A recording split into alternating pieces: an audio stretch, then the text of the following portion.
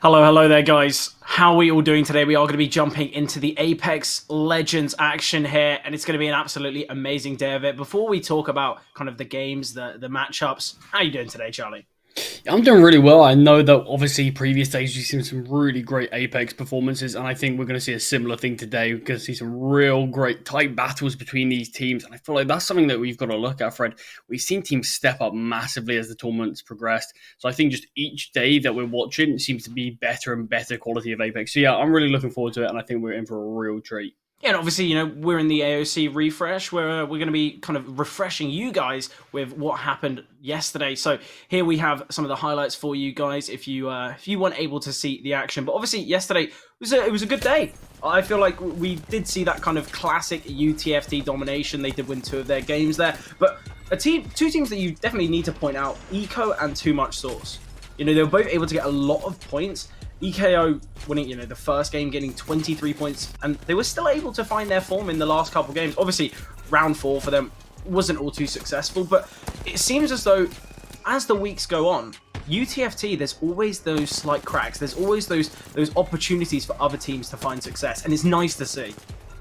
Yeah, I think that's something you really do have to look at. Like you said, EKO and Too Much. It did feel like they didn't have exactly great performances previously, especially Eco. It felt like they were there, and every now and again they had a decent game, but it was nothing consistent. It felt like there was more bad times than good. So, Yeah. looking at yesterday's results, it makes you think. Like I said, it feels like we've seen teams really progress as the tournament's going on. That's going to be something that Eco are going to be looking at and thinking we've got to try to do what we can to be able to continue that. They've got to find that consistency because it feels like, Fred, when we look at these teams, consistency really has been the thing that has allowed UTFT to be so high up on the leaderboard. Really, just Definitely, the fact, yeah, the fact that they've been able to consistently not only get wins, but in the games where they're not even winning, they're finding plenty of kills. They're finding good placements. So it's something like that that you have to look at, and you've got to consider. Okay, consistency's got to be key here.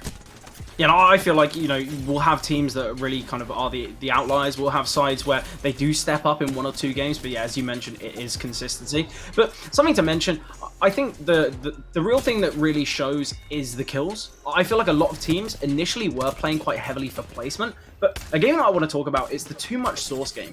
In round four, they were able to get 22 points, but that wasn't with a victory. That game was actually won by Preds of the West, a team that we've been saying have kind of consistently been playing for placement, kind of minimizing their altercations just to get themselves in that top four, in that kind of top three in the conversation.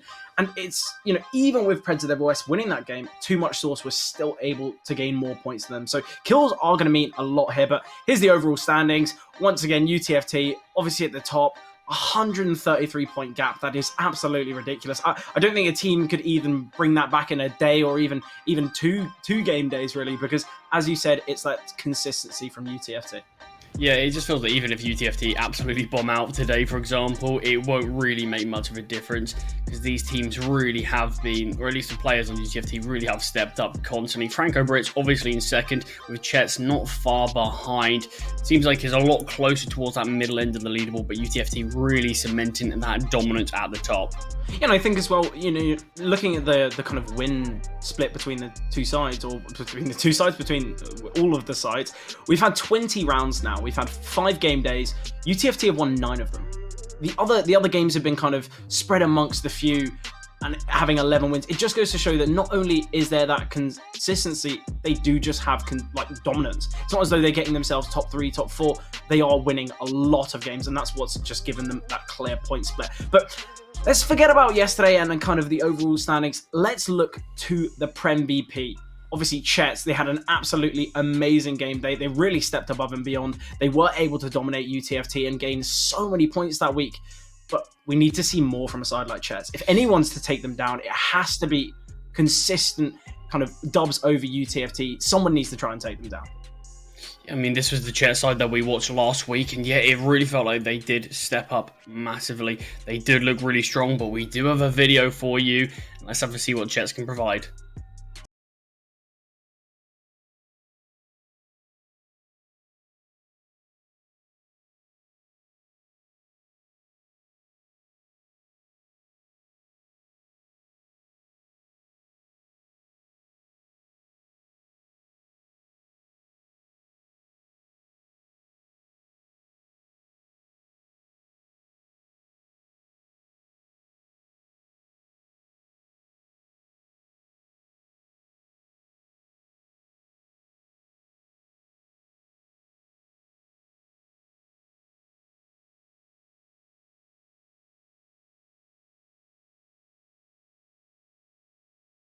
Needs the shield to cover him though. Pressure coming in. They need one tap. Can they find it? It looks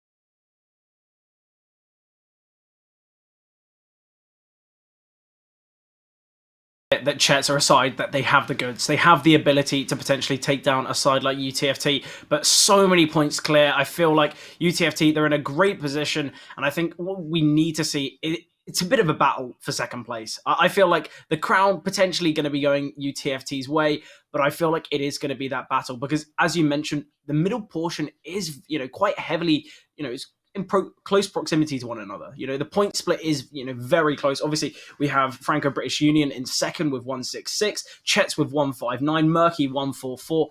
We could be seeing a completely different second to fourth placing by the end of today. Yeah, I mean, I feel like something we massively mentioned last week was the team compositions and who they were playing in terms of the champ select. Fred, let's have a quick look at some of these percentage picks in terms of what are we going to be expecting to see. It does still look like it's going to be those top three of Valkyrie, Seer, and Horizon. Were you expecting any other change, or is this sort of what we're leaning towards now? Yeah, I feel like every team's always going to have a Valkyrie, and it's, we speak about the rotations, we speak about the consistent movement. I feel like without a Valkyrie, you are, really lost, and that's why Valkyrie really does just have that high percentage. Something I do like to see, though, Crypto. A little bit higher on the kind of table than we saw, in previous weeks. Obviously, Crypto was amongst these top 8, but a little bit lower down. It's nice to see that Crypto's being bumped up to 5th. So it's nice to see, that another information kind of an info legend has been selected by a couple more people. Yeah, it does just really show, though, isn't it? There's a massive divide between the top 3 and then even just 4th, Watson. It's massive in terms of the percentages, over 10% from Horizon to Watson. But it is clear that these 3, Valkyrie, Seer, and Horizon, are the main 3 that teams are going to be looking for in their composition. So yeah, like you said, it feels like we're probably going to be expecting quite a few Valkyries in today's games. I wouldn't be surprised if most teams, if not all teams, do at least have a Valkyrie, because it really does fit every playstyle. And I feel like that's something you do have to look at. But Fred, is there any team that you think are going to potentially cause a bit of an upset, maybe knock UTFT off of their high horse all the way up there on the top of the leaderboard today? Yeah, well, I feel like there's a big jump between the sides, but I feel like there's got to be some upsets. Obviously, Preds of the West getting their kind of first victory on the board in that final round, potentially they could bring their confidence through. It is going to be a tough one for them, though. Obviously, we've seen them get those high placements, but they do seem to struggle against the sides like UTFT, against Chets, because I feel like there is a slight imbalance of ability, which is something we've kind of hit home, quite frequently. It seems as though there are some sides that are stronger than others, but I think we could have another week of Chets. We could have a Franco-British Union kind of domination today. I think we are going to have UTFT maybe take one. I feel like you've got to at least give them one. They're on nearly 300 points, Charlie. That's not going to come from kind of just the kills. But that's the name I want to point out, though, you said, Fred. Franco-Brits. I mean, they're somebody that we've looked at, and they've looked so great. Last week, though, not so much. They had a bit of a stinker, in fact, compared to what we're used to. Only got 17 points in total. They've had that in one round at points. So, not a great go there from Franco-Brit. So, potentially, you mentioned teams like Preds of the West who have adopted a bit more of that passive playstyle. Potentially, that final round victory could give them a bit of a confidence.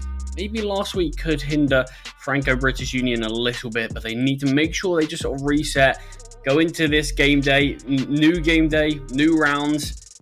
Hopefully they can step up again, because they're a team that I know we love to watch. Really exciting to see. And they're a team that I feel like they can challenge UTFT. Yeah, definitely. We've seen it in the past. We could see it here again today. And obviously you mentioned a bit of a shaky performance from them last week. They are still solidified in that second place. So it goes to show that even with a bit of a kind of in the darkness type of game day from them, they're still up there.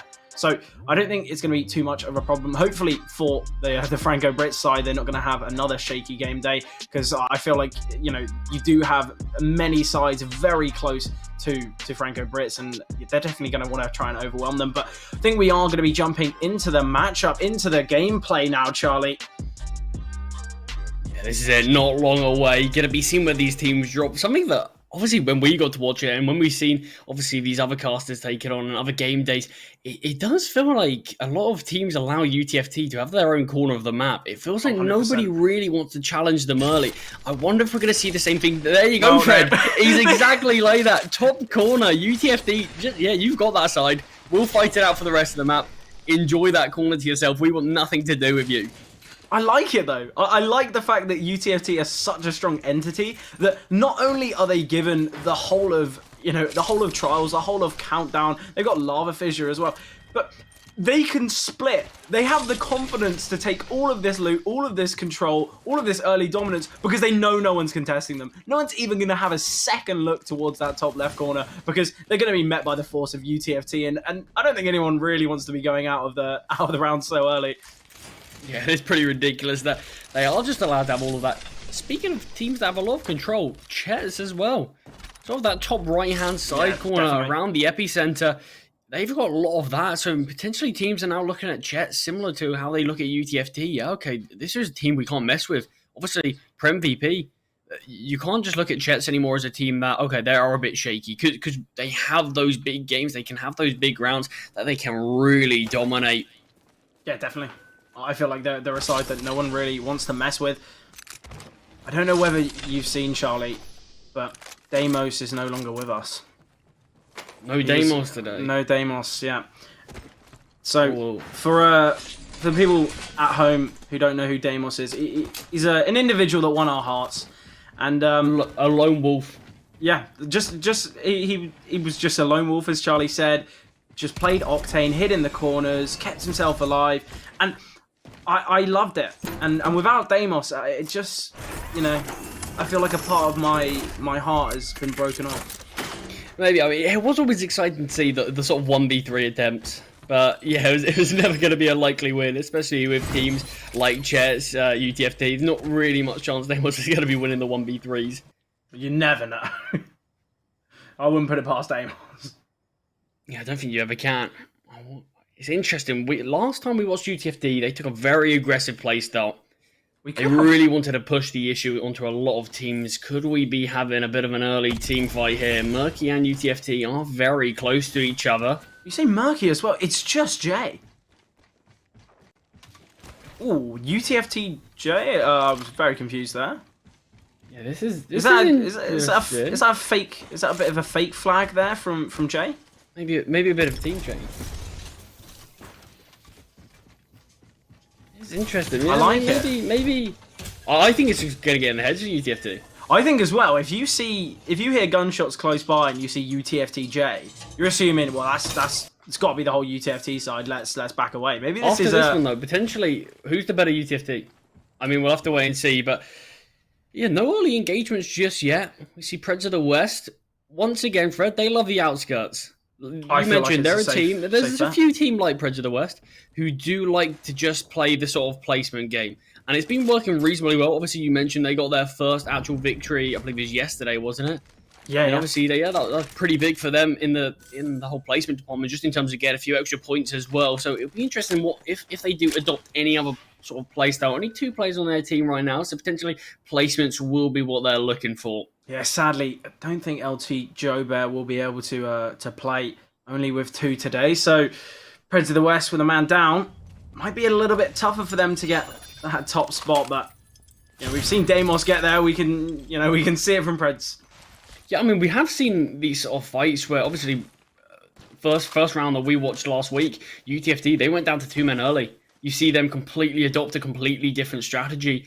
But if sort of Preds of the West, a team like that, they do just play slower, allow these teams to battle out, potentially kills go either way, there's always a chance it can be a bit of a 2v2 rather than you be in that man disadvantage situation. So there is always a chance. However unlikely, it is certainly possible. I like how the Brits are playing this. They've got themselves already great equipment to work with. They're just going to take some control.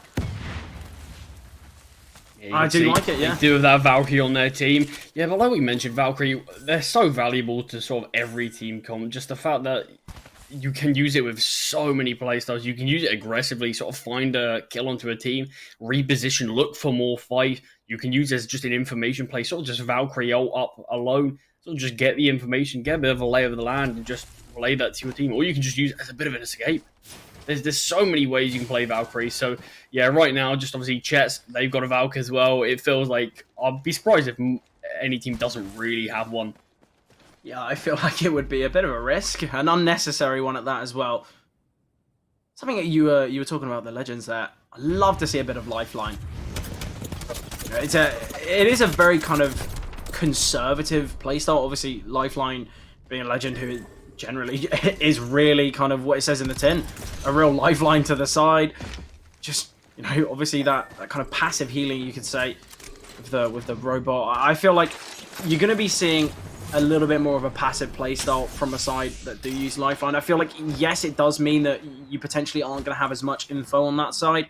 You're also going to be lacking some aggressive plays without, you know, some Legends such as, you know, Bloodhound, Seer. I feel like they are lacking in some respects, but, you know, you can't have everything. You're always going to be lacking in kind of one perk, you could say. We did have a bit of engagement there from Catjam and UTFT. Catjam wanted absolutely nothing to do with it. Instantly just got out. UTFT had the complete positioning advantage. They had the high ground. It was a real tough gunfight for Catjam to take, so they just instantly got out of there. Didn't want anything to do with that, and you can't blame them at all. Just keep yourself alive. You don't want to go down a man early. There's no need to waste sort of any of your shields, any of your healing items just on a gunfight like that. So, yeah, I certainly think Catjam just played the safer idea. They really played the numbers. And I think as well, it's, you know, it's early doors. There's no need to take a risky engagement on the off chance that you do find success. Because as you mentioned, you go a man down early, that's where things can get really tough. You've got to adopt a different playstyle. You're going to be fighting against stronger sides, and not a risk they want to take. Something that we have seen a couple of. We've seen a couple longbows, a couple sentinels. Seems as though maybe some teams aren't going to be playing that kind of outskirts meta, just firing off some pot shots, being a bit of a nuisance from range. I mean, we've really not seen any sort of engagements right now, Fred. So it feels like everybody's sort of playing this one a bit more hesitantly. Maybe it's sort of the first round of the day. Everyone wants to warm into it a little bit, and no one wants to just sort of take that instant aggression just yet. But yeah, not really too many gunfights. I mean, a lot of teams very close to each other. We do have, I believe this Franco-Brits. Yeah, Franco-Brits very close to Chets here. It's going to be a great gunfight. Obviously, these are the two sides that we kind of thought could take down UTFT. For there to be a fight between the two so early on. Ooh, Clone getting right up in the action. Oh, that is a lot of damage inflicted there from the R3. Clone's still in a great position. Got cover fire from the team on the mountain. This is going to be so tough now for Chet. Oh, but there's the aggressive play. I love this. Eva in hand. Ooh, a couple missed shots though. And that is going to cause Nick to go down. The team's got to try to pick up the pieces here. Looks like they are just repositioning. I wonder if they're just going to go for a bit of a quick revive. Ooh. J-Lo thought about it. Ooh, and he's actually going to opt to go for it. While Beast of the Hunt is activated, okay. Interesting ultimate there, but prioritizing keeping another player alive. Great idea, great mentality. Coach dealt a lot of damage and just on for the chase here. Arcstar on the door, going to blow that right open. Pushes on through with the Mastiff. He's just tucked away in the corner. Oh, but Coach is aware of it. Yeah, they don't want to split off too much here. Similar to what happened to Nick Bod, you don't want to just get caught out alone and leave your team in that disadvantaged situation. So everything's going to be a bit more cautious, a bit more reserved here. Using those Valkyrie missiles, we can just do some great chip damage. Nice bit of AoE. And now this is where we're starting to see the push in. They're right behind the door. They haven't even spotted him. Ooh, missed the Arcstar there. Now they come in from the back lines. And this is exactly what we said. That mobility that you can have on Valkyrie, but somehow goes down. JC with a double. That is brilliant. Yeah, 2v1 now. Franco Brits do have this man advantage. Clone just shielding up a bit. They can really just take this fight to them, and it looks like they are. And that's it, Fred. Chet's eliminated the Prem VP of the first squad to go here.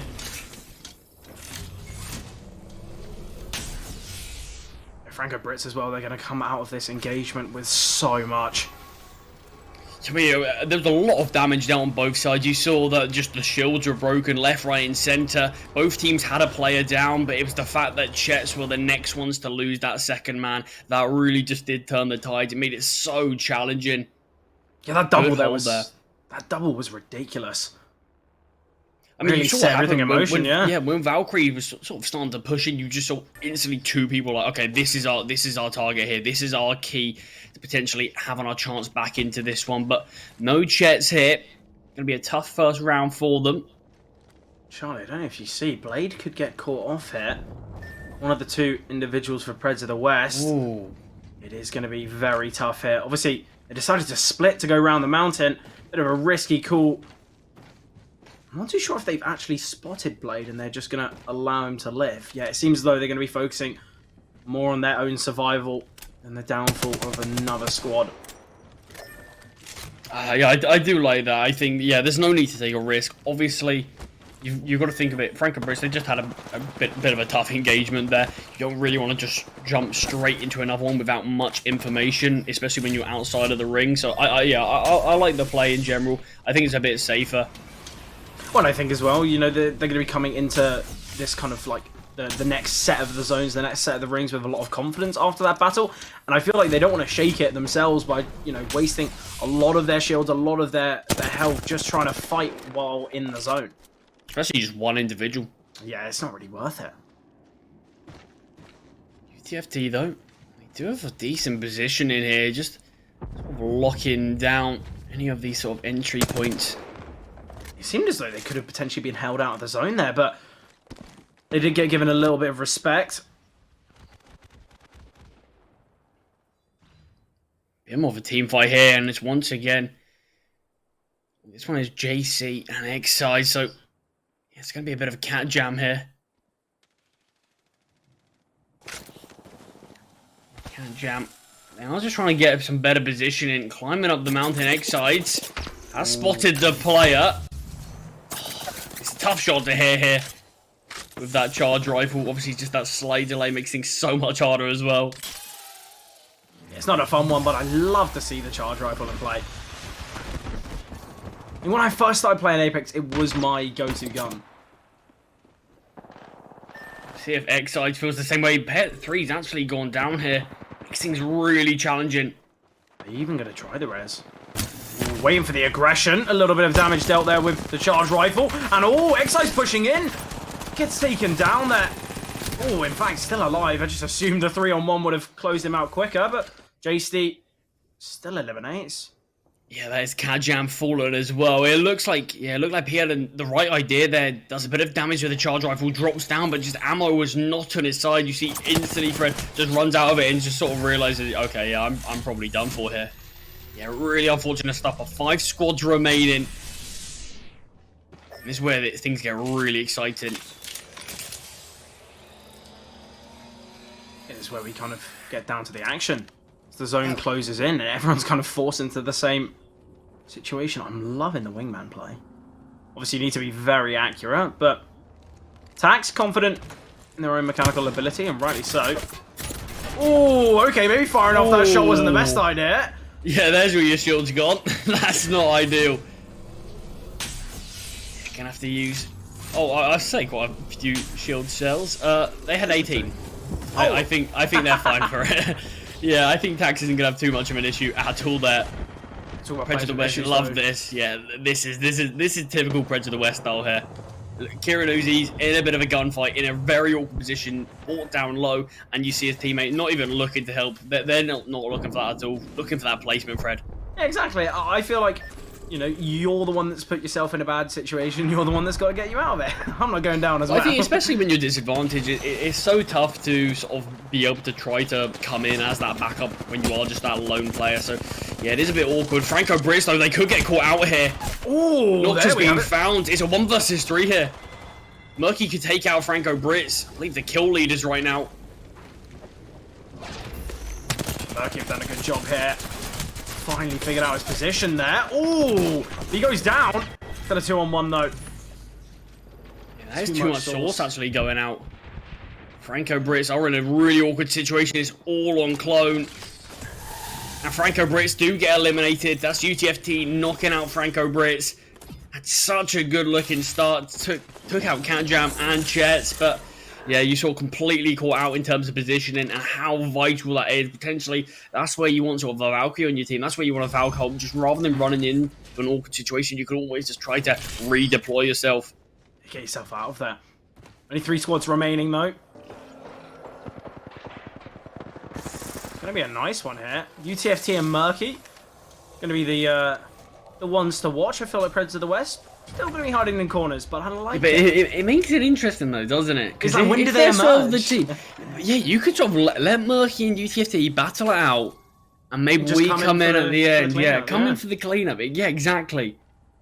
I mean, because you've got to think, both these teams, Murky and UTFT, they're no slouch. You've got to think, damage could be done either way. Potentially kills could be found. Maybe Preds of the West could take it. You never know. Back-to-back wins. Maybe. That would be pretty unbelievable for a team that, yeah, is yet to have a win until obviously yesterday.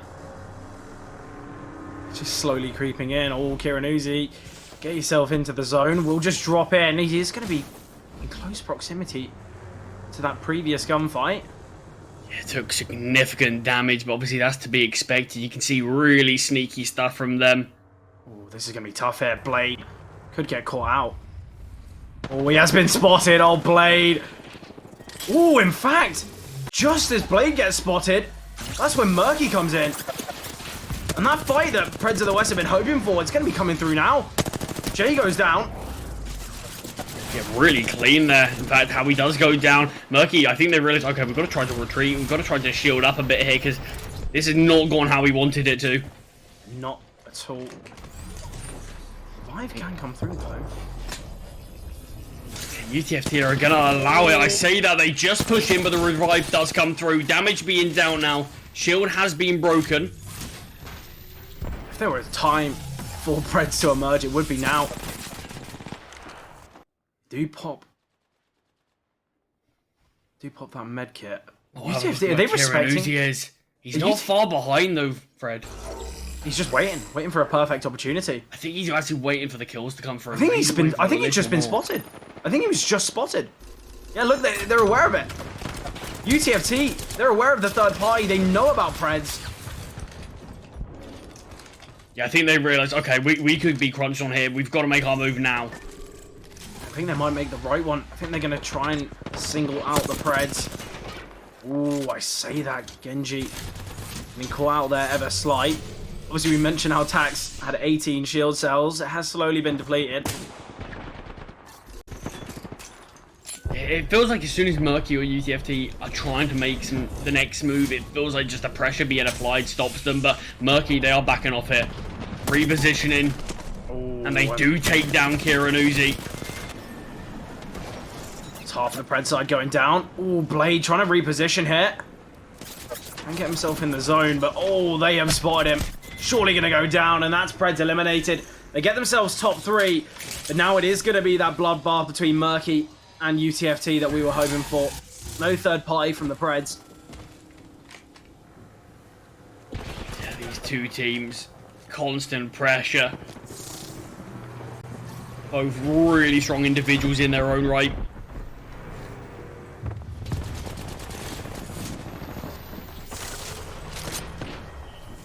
Marito inflicting quite a lot of damage here. Thermite grenade going to go through. A lot of utility being sent.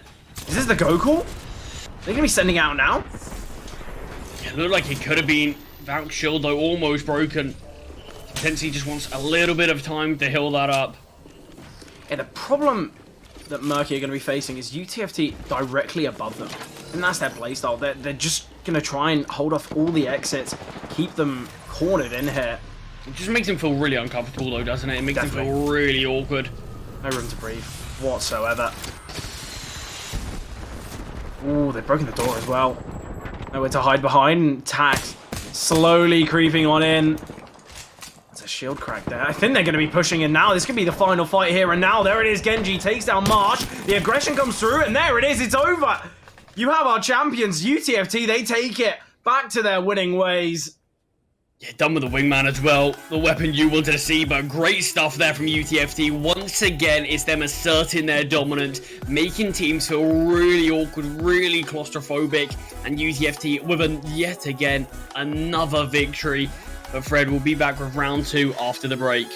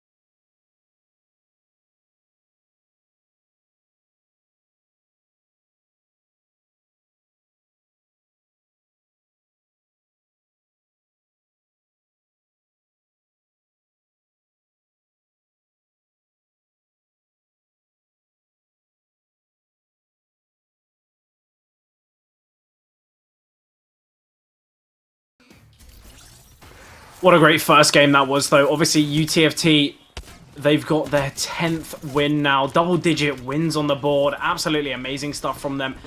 And I feel like we need to see some more from some other sides. I feel like I'm really going to be hitting that home, but it seems as though UTFT, they are just so good. Yeah, it was a really strong performance from them, but it was, I mean, like we mentioned, it was a bit of a slower start, a bit more cautious. The only team that really had any sort of action early on was that Franco-Brit side. Eliminated 2 squads, looked really great from them, but yeah, it just sort of fell apart, got a little bit caught out, and it wasn't such a good end for them. But either way, it was a great round. But Fred, let's have a quick look at that round's standings. Let's see where it leaves some teams. I'm interested in terms of where Franco-Brits are. They're actually only 3rd. I thought they might have a bit of a better placement than that, but 6 kills, equal with Murky, but it just shows that placement there from UTFT, Fred. Yeah. Even with less kills, still find themselves once again at the top. Yeah, obviously UTFT now, they've broken the 300-point mark. Let's have a little bit of a look at how that round is going to affect the overall standing. Franco-Brits still solidified their place in 2nd. Chets obviously didn't have the most fortunate of games, going down quite early, and it has allowed Murky to creep ever closer, only 2 points behind Chets now. So I feel like as we kind of talk about the impact these games will have, that 2nd, 3rd place is the one that we're going to be talking about the most. UTFT, they are clear, whereas the rest of the sides, that's really what the battle is going to be about. But yeah, it was a really nice first game, and there was a part of that final bit that I want to touch upon. it was the UTFT, Preds, and Murky. Those are the final 3 squads. Obviously, we saw that kind of Kiranuzi, Blade, both playing in the back lines, both ready to pounce on those kind of injured individuals after the gunfight they kind of expected to come through. And then we saw that we saw the crypto scan, the crypto drone, find both Blade and Kiranuzi, and that's what caused them to not go for the fight. So it's so clear that UTFT, they're ready for those moments. They're ready for that kind of pounce, and they don't take any chances. We see that information play just to make sure, and once they got that information, they just halted the attack. They decided, let's take out another opponent before we kind of try and end things out. Let's not kind of try and close out the game before we've got the real opportunity to do so. And it's so clear that they've got so much experience, because I feel like many other teams would just go for that individual fight straight away.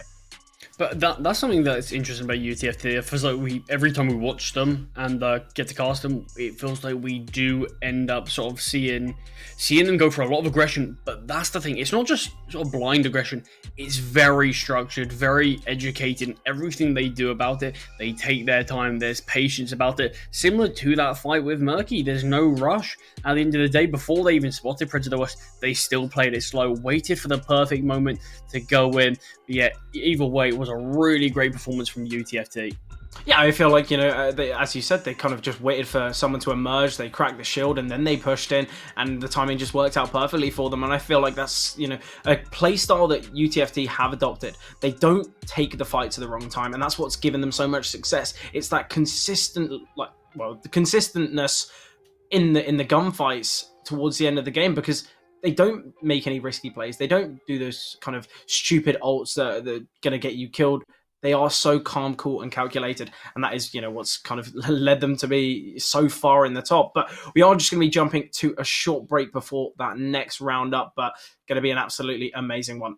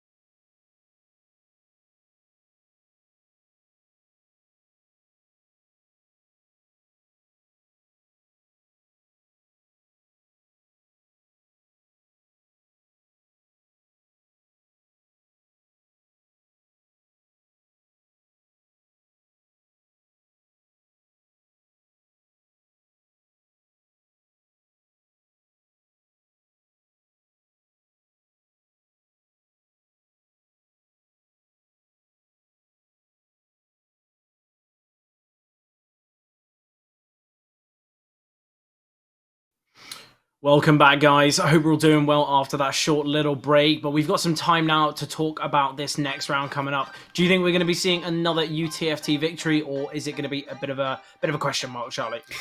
It's always hard to sort of bet against UTFT. At the end of the day, they've got the most wins. They're the team that do look the most consistent throughout all the thing.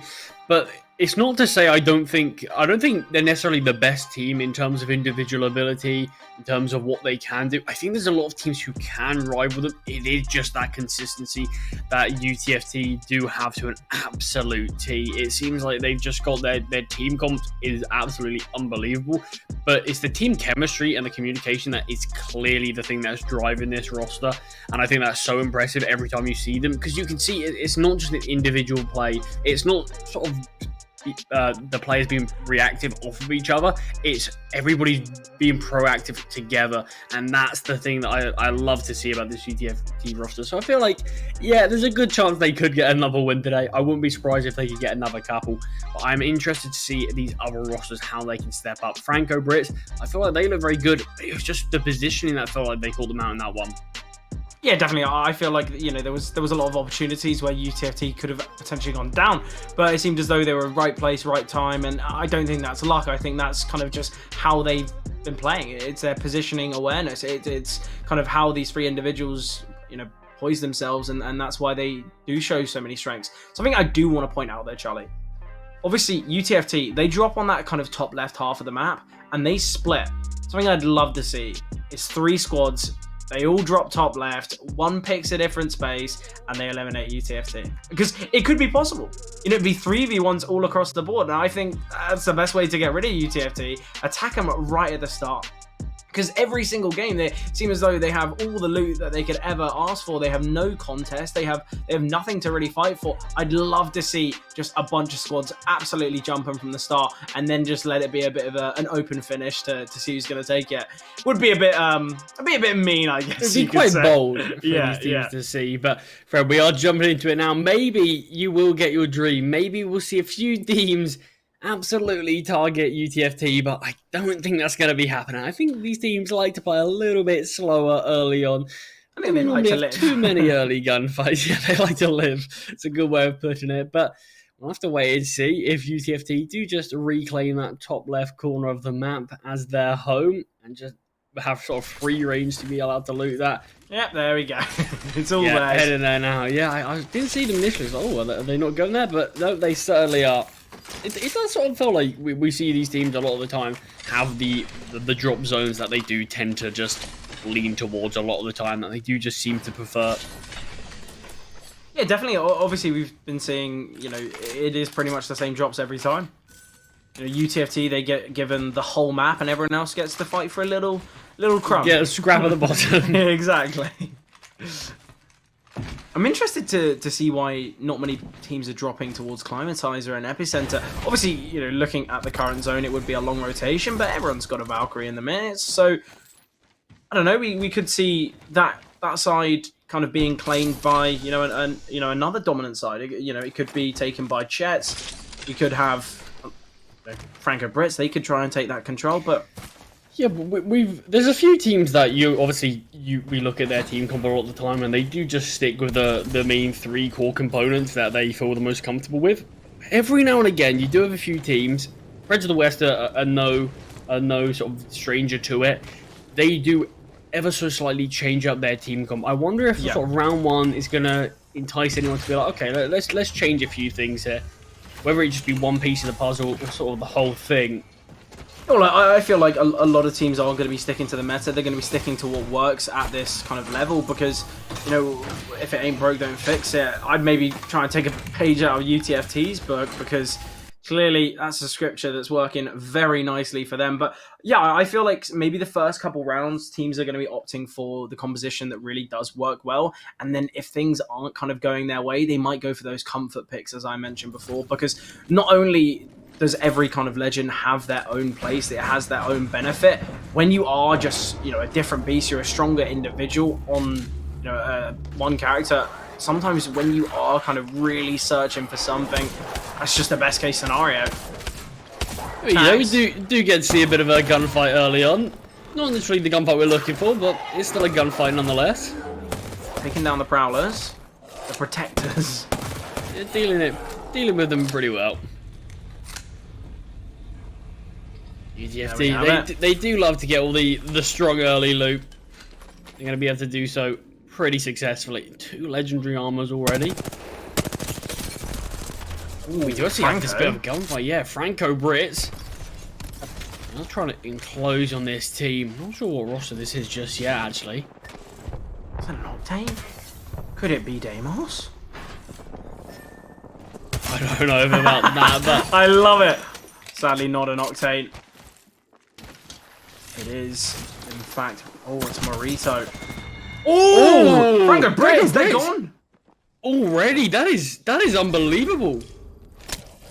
Yeah, Murky. Yeah, shut down there. Murky, impressive stuff from them. Yeah, that is tough. Franco Brits, they wanted to take the early gunfight. They really did press the issue and really came back to haunt them. I don't know if they're going to want to do that sort of thing again.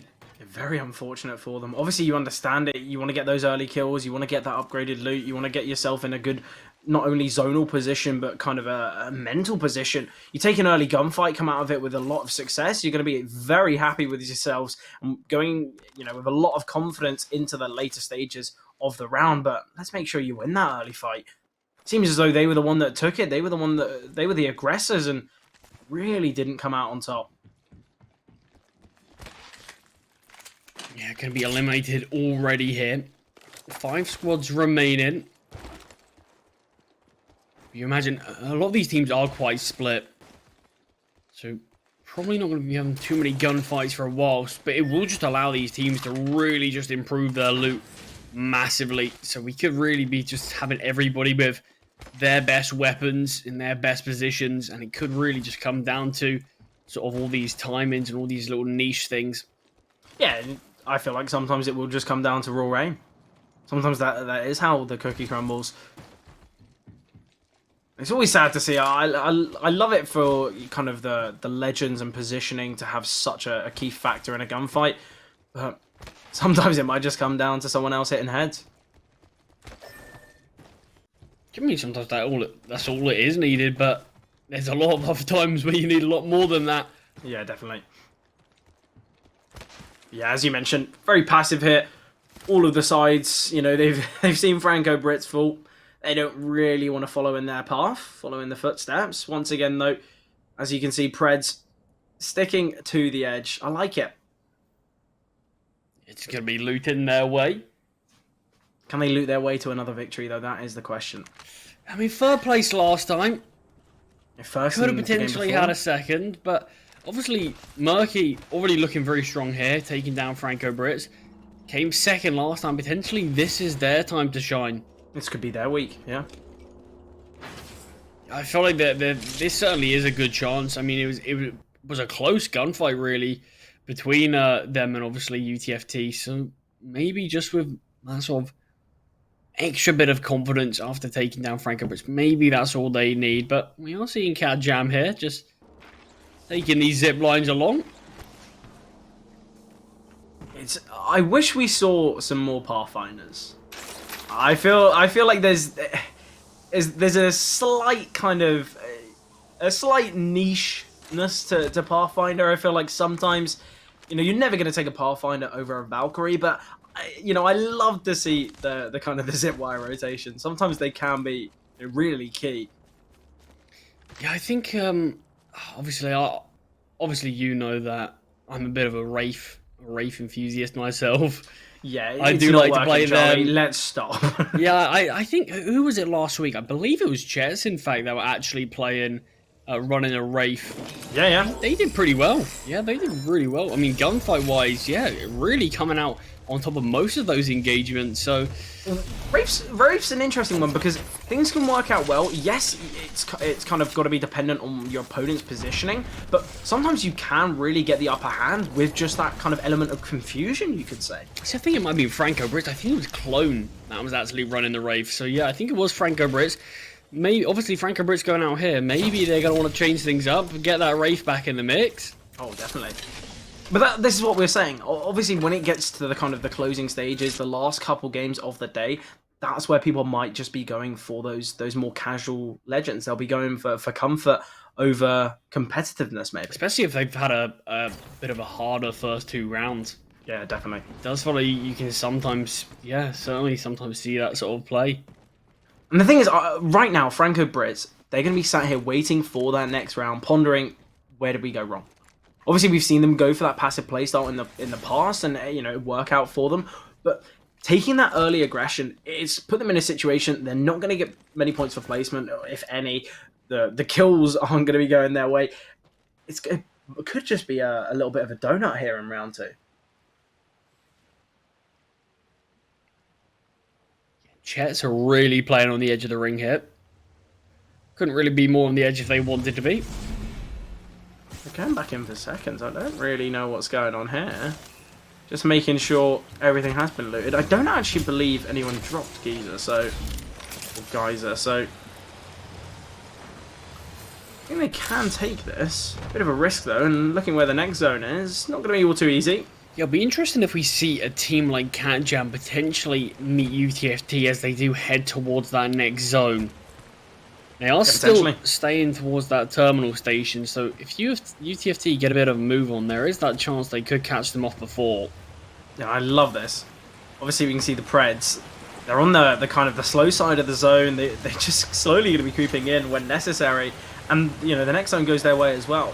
One thing they've got to be a little bit worried about is, obviously, it's going to be, the next zone's going to be cut off by the mountain on the left-hand side. So they've either got to go towards the right and take the control in the building, go the long way round on the outside and leave themselves a little exposed, or gamble that left side in the hopes that, that open space isn't being held. Yes, they're currently in a really good position, but it could actually catch them off. They could be in a bit of a tough one. Yeah, I mean, it really does show just these little minute details that really can come to haunt a team if they don't think sort of 10 steps ahead. But yeah, definitely. I'm sure Preds of the West have considered this, potentially hoping that a few more gunfights go down before that even happens. And I think as well, obviously, if they're playing the right, kind of the back right-hand side of the zone, they're not going to be facing UTFT. We know UTFT, they're a top left dropper, so they should be all right. I like the look of this, though. We've got a Kraber in play. Yeah, I was just about to mention that. Yeah. I was talking about the kind of the Sentinels and the Longbows earlier. Love a little bit of a Kraber. Saw UTFT wield that last week. It did not go very well for them at all. We saw, I think, I want to say Preds of the West, their victory came off Blade with the Kraber. Kind of just firing in some pot shots. The Kraber gives and the Kraber takes it away. So we've got obviously got to be really accurate with it. So it's going to be exciting to see it in action. Oh, I feel like accuracy is not going to be a problem for some of these sides. Once they pick up that Kraber, they know kills are coming their way. Ring starting to close in now. This is where these teams are just going to get closer and closer to each other. I wouldn't be surprised, Fred, if we have very little engagement until sort of you just get to that one stage where these teams are all around and you have one big brawl. Yeah, shoulder to shoulder, really in the trenches, and then we'll see the kind of the guns fire off. Now UTFT emerge, taking some pot shots, a little bit of damage taken there, some dealt as well. There's surely going to be re-shielding now. But yeah, I like the fact that it's a little bit slower to start. I think, sometimes it can allow not only teams to get that loot that's required, it means that, in a lot of these gunfights, we're not going to see kind of an unnecessary advantage just based on loot. I feel like it is going to come down to gunfights. It's going to come down to positioning and aim. It's not going to be based off luck because, we've had a long time in the server so far. Everyone's got the loot they require, and it is just going to come down to the individuals. Ooh, nice damage there from Genji, though. Dumps out the Valk missiles, and it does break the shield. Wants a bit more, in fact. Even more damage being done. UTFT starting to close in on this team.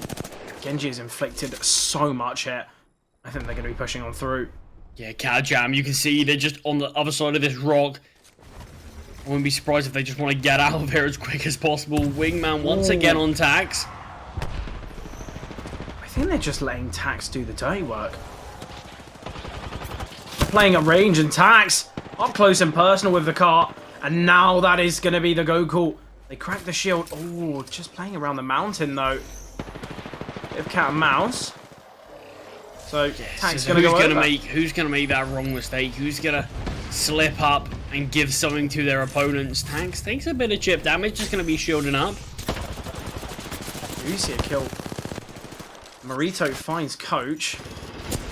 I love how aggressive Tax is playing, but he's not going to get that help from his team. They're on the other side of the rock. Tax, you're going in alone, but he's got the confidence to do it. Does take down 2, eventually will go down. Ooh, and that is great. Nez will eliminate as well.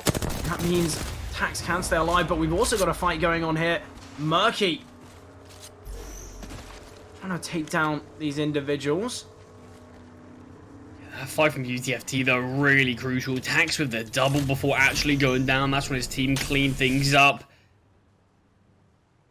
I love that from Tax. I mentioned, didn't really have the initial support, but still had the confidence to find 2. Murky and Chet's, they're going to be the teams battling out here. Shield has been broken. It looks like Murky want to instantly press the issue. Player at the door. So much damage dealt. Another shield broken. They're just full Wing. They want to find the final player. And there he is, eliminated. Chet's, you're gone. Round 2 isn't going your way. The final 3 teams, I believe, Murky, UTFT, and Preds again.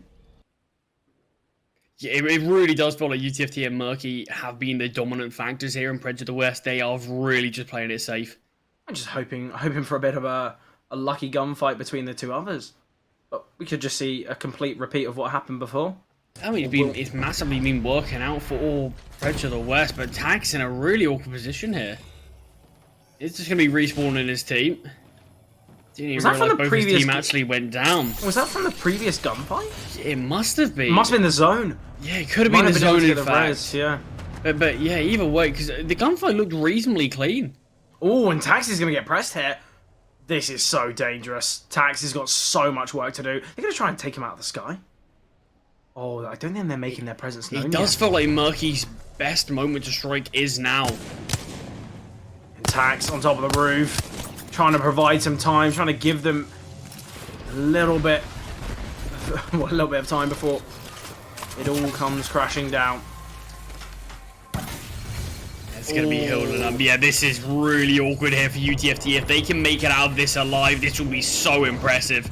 Tax really has to go big here. Not only do we have a lack of utility on the UTFT side, but it's also just the lack of weaponry. But things are going well. They've knocked 2. It's all on Tax, so I mentioned he had to be the hero. They do drop the lifeline.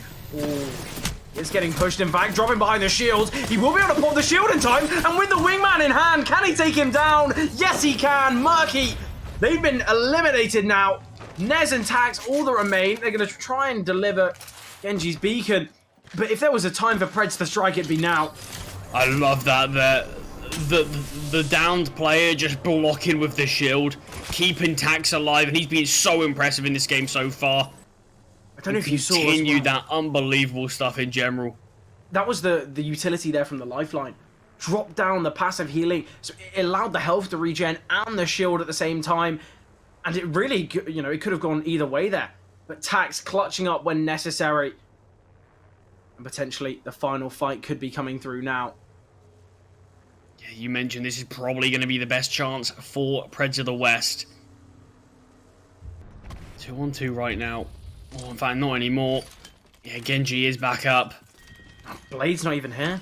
It's a 1 versus 3, Charlie.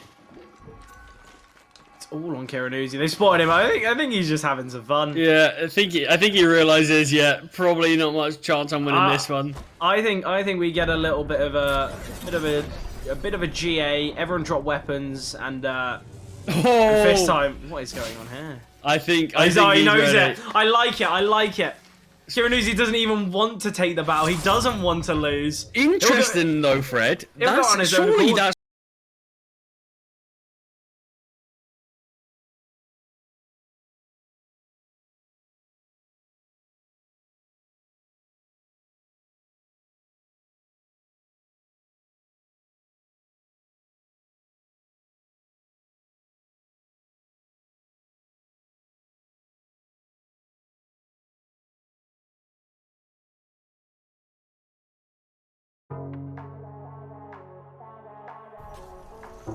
What an amazing second game that was there from UTFT. They get another dub under the belt. You mentioned it, you said it. Could they go 3 for 3? I think that's the question on all of our minds as we do jump into round 3. But what a performance. Obviously, we spoke about that kind of early altercation. Franco Brits going down so soon made things very tough. But I feel like the player you have to mention in this, kind of in that round, was Tax. It was a great double there to initially put the team on the map, and then we saw that clutch up again, and it was just brilliant. It seemed as though Tax was really the man of the moment, and wasn't really much anyone could do against him. Yeah, I really liked it. It did feel like he spearheaded that UTFT side, and it was really impressive stuff from a player like him, and this was the all-important moment. Look at this shit, Fred. Barely any shield, healing, look at the health, gets the shield off, instantly goes for that wingman, and Murky get eliminated. But let's have a look at the standings of the round and what that's done. Preds of the West now in third, Murky in second. Obviously UTFT, despite having less kills than Murky in that round, still it's just winning that you get that constant placement. Let's have a look at today's standings, Fred. Let's see how that is going to affect it. Preds of the West, third place. I believe that's probably the best they've done. Obviously, third in the first round, second in this one. And I really want to talk about that kind of final death there. Kiranuzi, 1 versus 3. He spots them all. He's not letting them get another point. You know, UTFT, you've already had too many. You've got over 300. I'm going to take 1 measly point away from you. I'm not even going to give it a go. I'm just going to die to the zone, and I love it. That's the type of play that, you know, I'd love to see from some more sides. Yeah, it is these sort of cheeky little things that you do see every now and again, but UTFT certainly cementing themselves at the top of that leaderboard. Overall standings, Fred, let's have a look at these. 11 wins now for UTFT. That is unbelievable. I think you mentioned at the start of this game, that's literally everybody else's wins combined are the same as UTFT's. Yeah, that's ridiculous. That is unbelievable stuff from UTFT. And it really is sort of amazing and just such an immense performance to really get to witness from them time and time again. But 2 more rounds left of today, Fred. Potentially UTFT can win them all. That would be a bit of a statement to make, but certainly not going to be easy because Murky do look very strong. Murky are looking like they're coming with some heat. It's just unfortunate that it seems like in these really crucial clutch moments, that's when they're just slightly falling short. Yeah, I feel like UTFT do just have that slight edge, that slight difference maker. You kind of spoke about it. It was the play, dropping the lifeline healing, the shielding behind the kind of downed players' shields. All of that comes from not only experience, but it comes from those kind of quick decisions, those real split-second choices that, you know, Tax as an individual made in that game. And, you know, I feel like Tax was the one to win UTFT that game. Not to say the others didn't have their moments, didn't have their impact, but I think Tax really was the one to watch. And I feel like Tax is going to be someone that a lot of people in the server aren't going to be wanting to face all too soon. But obviously you mentioned Murky. Do you think they can take it in this one now? I think this is where they have to take it. They've been so close in both the first and second round. They've been, I believe, kill leaders in both the first and second round as well.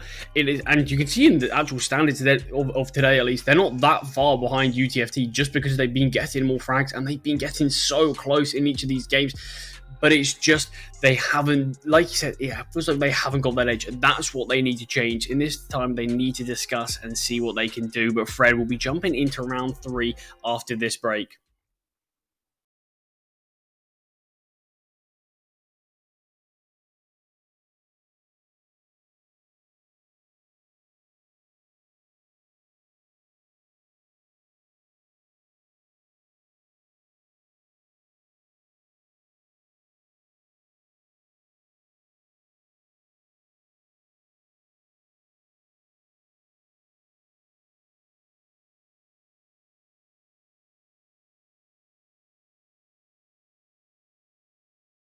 We mentioned Murky as a side to potentially take the kind of the crown away from UTFT. Hopefully in this game they'll be able to do it.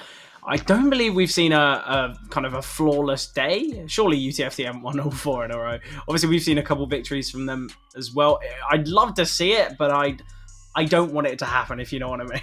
It's just, it'd be amazing if you can see something like that, because it is always going to be tough for any team to keep up this level of a performance all the way throughout every single round.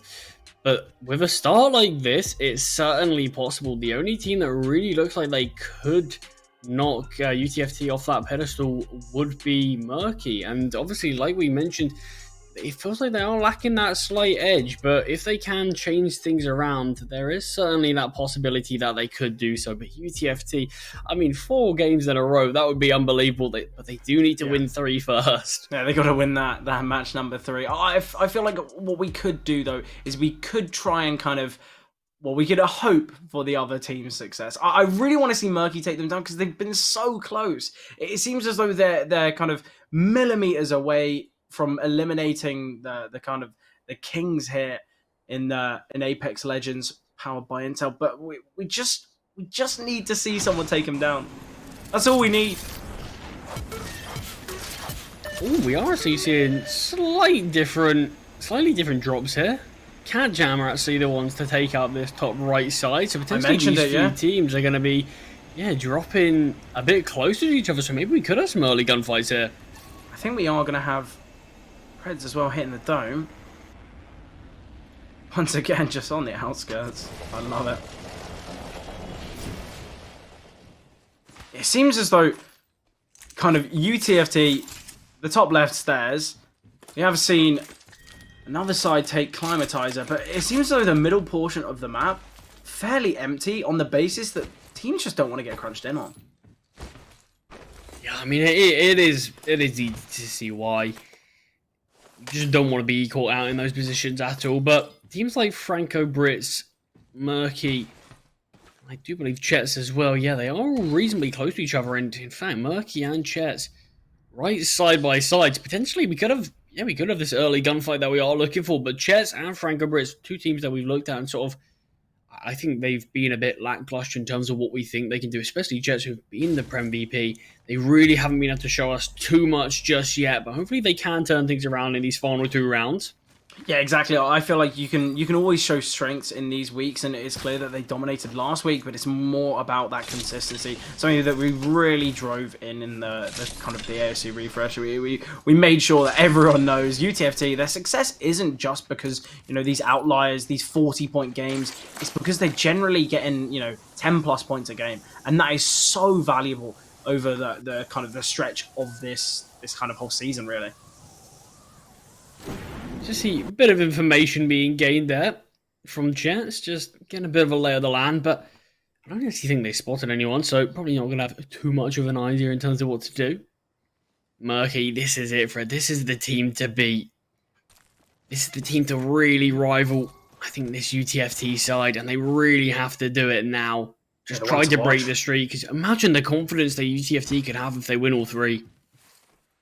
Yeah, I feel like they win all 3, they've got a very high chance to win 4, just on the basis that you are going to be, as you said, coming into that game with so much confidence.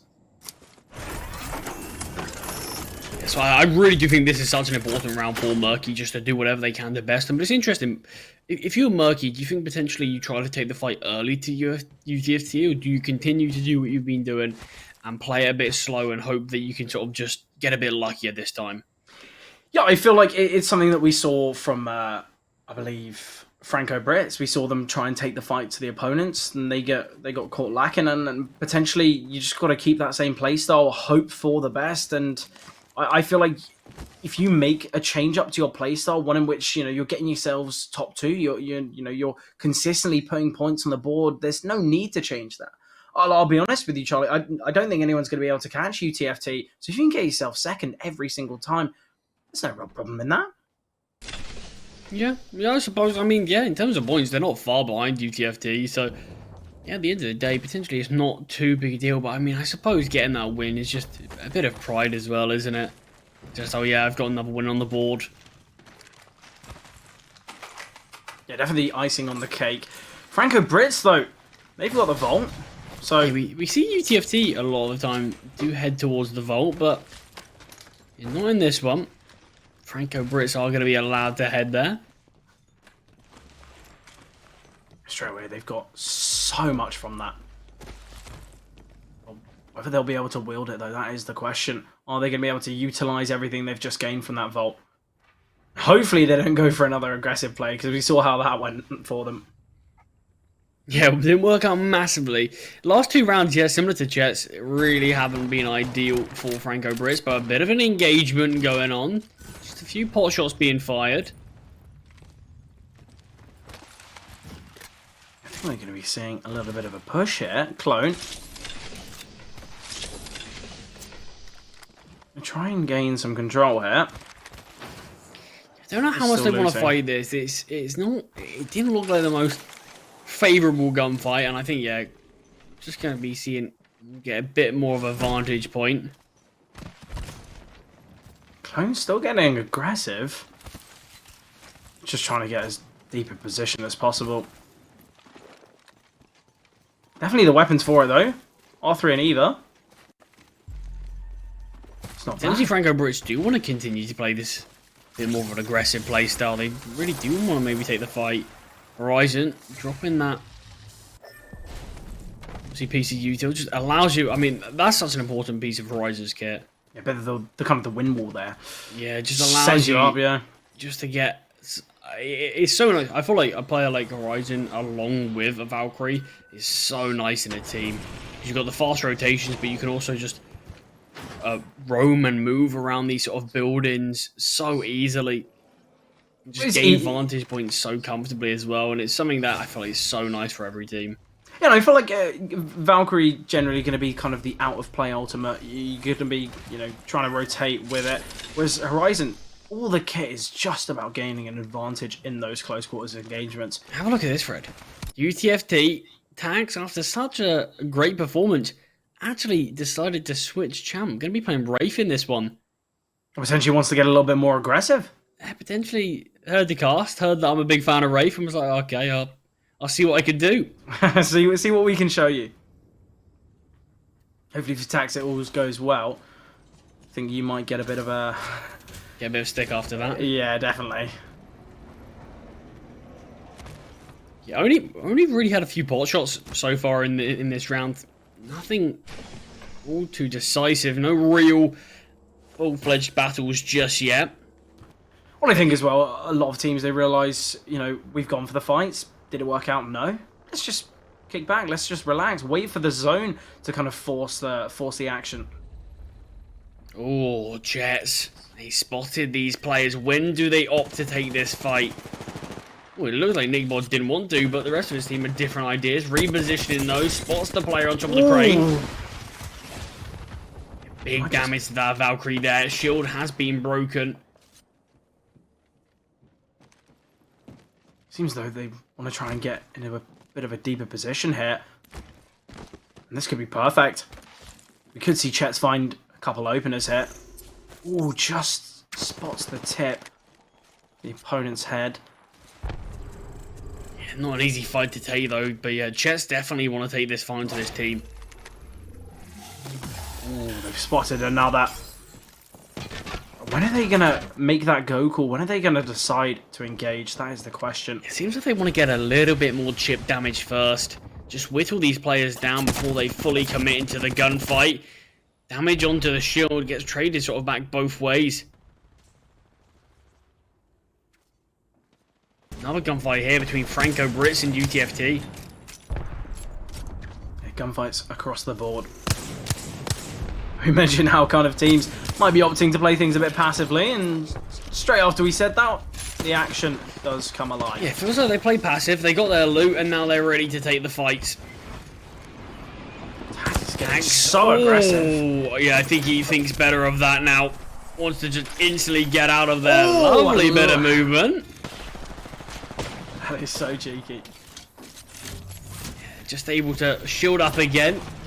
Yeah, the fact that Tax is able to go for those aggressive plays and has the confidence to go for those aggressive plays, as well as to be allowed to back away, is big. Shield broken on the Franco Brits Valkyrie. They're not pushing it yet. They're still waiting. And I love this as well. They're ready for the fight to go potentially a little wrong. They've dropped a respawn. I love it.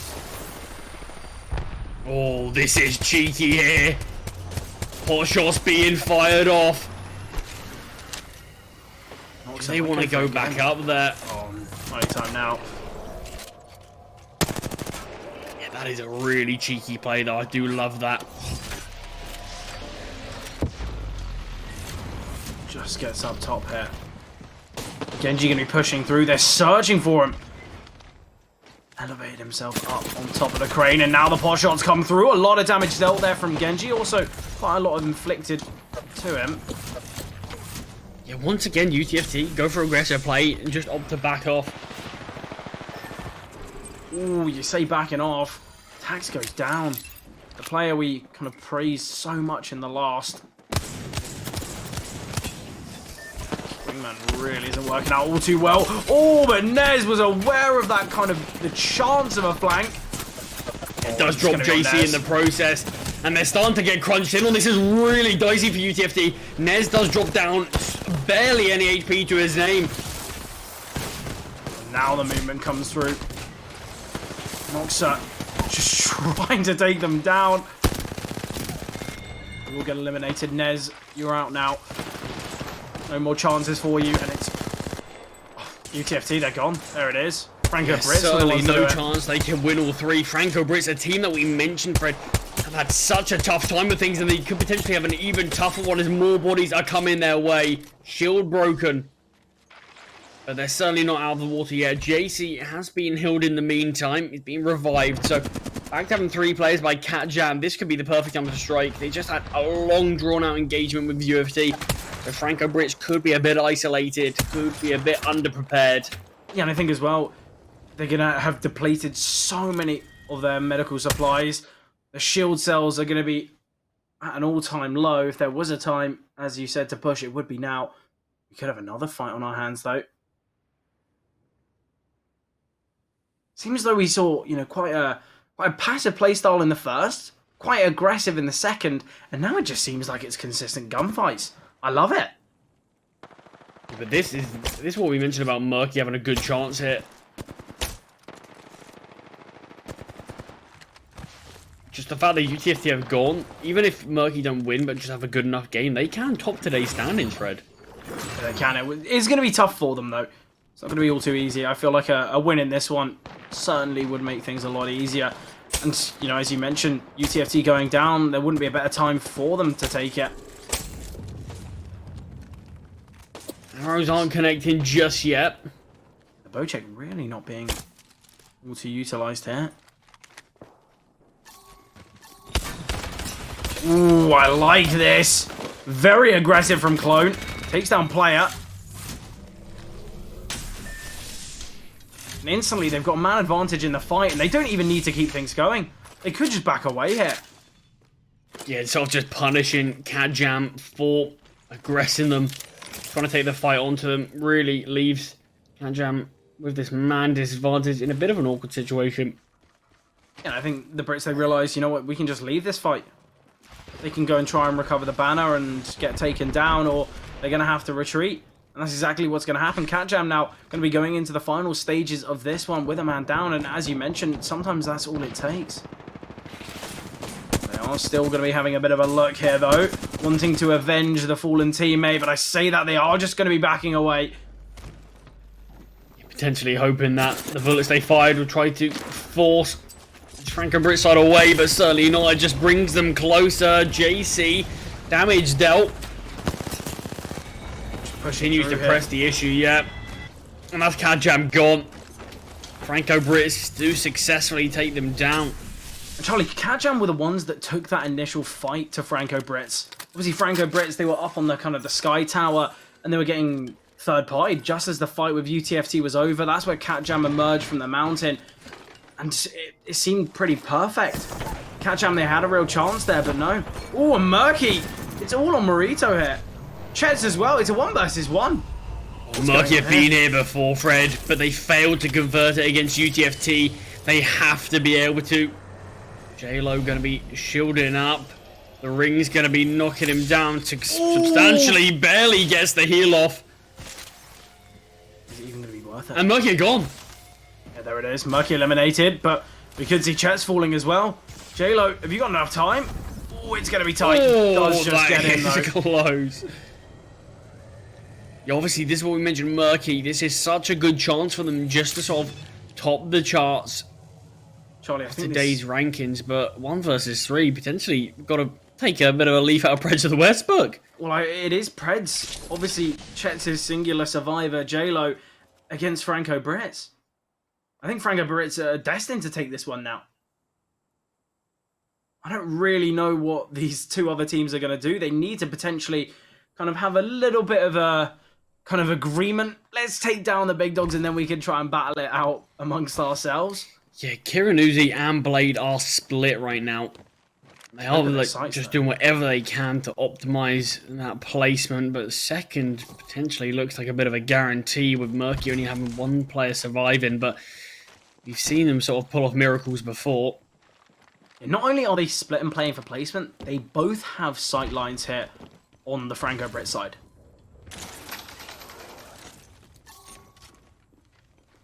This area has really been quite a contested one. The Franco Brits are in such a good position. They've got complete sight lines over the next zone. You know, the highest point, they've got that high advantage. It's going to be so tough for any side. And seeing as though they're both disadvantaged, it would be a 2 versus 3 and a 1 versus 3. Is it just going to come down to, you know, it's going to be a bit of a waiting game? Yeah, potentially just see who makes that mistake. You can see Kieran Uzi Creeping through. Yeah, just a little shift walking, crouch walking, crab walking, in fact. The Kieran Uzi walk, I believe it's called. I love this. Just doing whatever they can not to make any sound, not give anything away. I think as well, Franco, they know that Preds are still here and they're still to play with. So I think Franco realised, yeah, this is gonna be a long one. Let's kick our feet up, grab some snacks because this isn't gonna be a quick battle. Yeah, especially with Murky sort of being in a similar position now. I love it. Just stumbling through. Found himself a corner, and that's where we're hibernating for winter. Exactly. Until that ring's forcing me out even more. And Blade doing the exact same. I do love this. I do. It's sneaky. This sort of It's not as kind of exciting, but the fact that it isn't exciting is what excites me. The fact that they are just playing, you know, really, really ratty. They're just sitting in corners. It is a bit like hide and seek, though. Yeah, but then this is why it's like the seekers, they're looking for him. Yeah, they are searching. And Chez... Well, sorry, Chez with obviously that 1 player surviving, but Chez, yeah, they are gone. It is now just Franco Briz and Preds of the West. Here we go. This is what I mentioned about the Valcolt, using it as that information play. Did they just both die to the zone? Oh my god, they did it again. Yeah, I think they just eliminated themselves. I love it. It's brilliant. They don't. It's a 2 versus 3. They think they're going to struggle, so they just run into the zone. I love it. We have our champions, but what a way for it to finish back to back. It denies Franco Brits getting any extra points, but either way, Franco Brits, after such a tough first and second round, are the team to take the third. Victors here, and we'll have to see how round 4 goes after the break.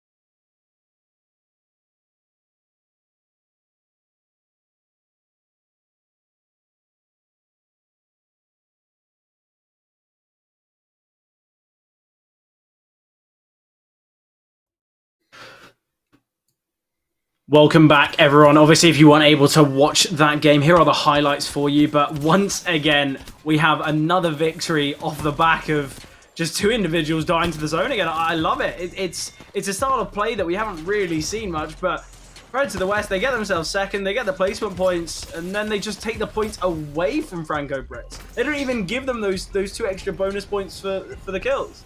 Yeah, either way, though, we do really have to praise Franco Brits for that one. Such a great performance from them. Took down some mighty teams, and UTFT going down so early made this one really up in the air, but Franco Brits stepped up massively when they needed to, and they looked dominant there. Yeah, it was brilliant from them. Obviously, let's see how that game does affect. Obviously, we mentioned Franco Brits being one of the sides kind of battling for that second place, trying to keep themselves well within it, and obviously gaining 18 points in that one, going to be so beneficial. Chet, actually, they got themselves 10 from that. You obviously top 3 as well. Yeah. As just those 3 extra points with the kills, going to do them absolute wonders. But you can see teams like Pro to the West, how obviously placement is great, but when you are missing those kills, sometimes it's not going to be as good. But either way, Pro to the West, that is going to be very good for them. Let's have a look at today's standings, Fred, and let's see where it leaves these teams. Yeah, Pro to the West, they're 4th currently today. Not too bad. Obviously gaining 2nd place twice, 3rd once. Really are playing for placement, and look how it's treating them. Potentially the best performance we've seen from them kind of throughout the whole season. So I feel like finally their play style of that kind of passive, slow hiding in corners, it seemingly is going to be working for them. Franco Brits starting to turn around today's games as well. Had a bit of a really tough one on round 2, but they are turning things around with Fred. Let's have a look at the overall standings, see if that game affected anything. UTFD still not really going to be that much of an issue, that they had a bit of a tough time there, but Franco Brits almost breaking that 200 points mark. We see Pred to the West as well, gone up 2 placings, one above Cat Jam and Gang, so that's going to be beneficial from them as well. Yeah, I believe they kind of came in today in 9th place, and they're up to 6th, so things are looking up, and too much source not too far away from them either, so only a 15 or 16 point difference between the two. So Pred to the West, if they can get a big win here, maybe a couple kills in the mix as well, they could get themselves up to 5th place, as I said. So that's certainly what they are going to be searching for, but I think we need to see a little bit more of that kind of aggressive finish from the Preds. They've got themselves 3rd, they've got themselves 2nd. Yes, you're in an unfavorable gunfight. It's a, before it was a 1 versus 3, but it was a 2 versus 3 there. Yes, you do have that kind of unfavored situation. You don't have, the same utility, the same equipment that your opponents are working with, and you're kind of in a disadvantaged situation anyway with that lack of LT Joba. But I think at the same time, why not go for that? Why don't you go for that 2nd victory? Obviously, in the 4th round of yesterday, they were able to get a victory. They could do it here again today. Yeah, we'll have to wait and see if they are able to finish with a strong end with that victory, but we'll have to wait and see after the break.